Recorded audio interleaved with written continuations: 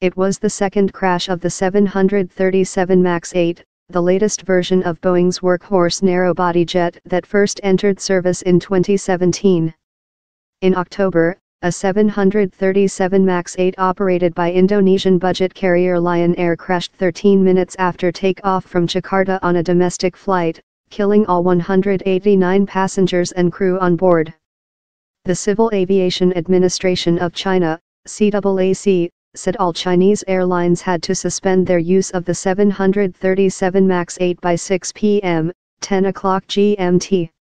The aircraft is the latest version of Boeing's workhorse narrow-body that entered service in 2017. The CAAC said it would notify airlines as to when they could resume flying the jets after contacting Boeing and the U.S. Federal Aviation Administration, FAA, to ensure flight safety. A Boeing spokesman declined to comment.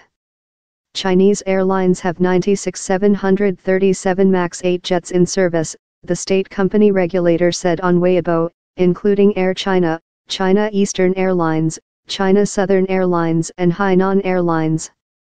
China Eastern's chairman, Liu Xiaoyong, told financial publication Caixin on the sidelines of a parliament meeting in Beijing that it would only consider resuming 737 MAX 8 flights once Boeing issued a safety commitment for the jets and proved that there was no aircraft design link between the two crashes.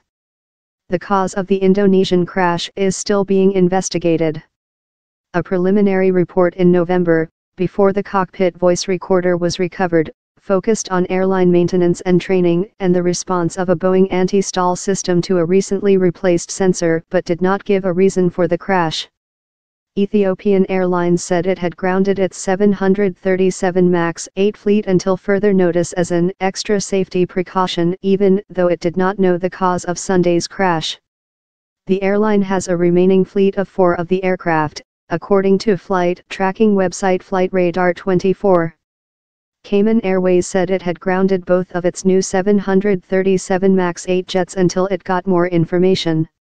Reasonable, justified, speaking on condition of anonymity due to the sensitivity of the matter, the officials said there were no plans to follow, given the 737 MAX 8 had a stellar safety record in the United States and there was a lack of information about the cause of the Ethiopian crash.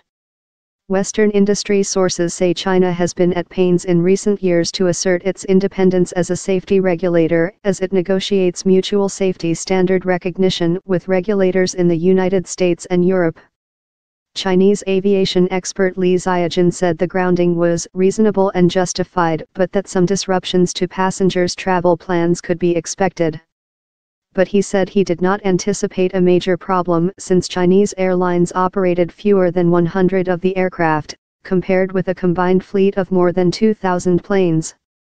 Global Fleet Indonesia said it would monitor its airlines operating the 737 MAX 8, which include Lion Air and Garuda Indonesia, but did not mention any plan to ground them. Garuda Chief Executive Ari Ashkara said the national carrier was operating its 737 MAX 8 with extra inspection procedures on the airspeed and altitude, flight control and stall management systems. Lion Air declined to comment. U.S. operators Southwest Airlines Co. and American Airlines Group Inc. said they remained fully confident in the aircraft and were closely monitoring the investigation. South Korea is conducting an emergency inspection on EasyJet's 737 MAX 8 jets, a transport ministry official said. The airline could not be reached immediately for comment. Fiji Airways and Flydubai said they were confident in the airworthiness of their 737 MAX 8 fleets. Virgin Australia Holdings Limited said it was too early to comment on the Ethiopian accident or its effect on the 737 MAX 8 jets it has on order, while Air Niugini, which has ordered 4, said it had full confidence in the Boeing product.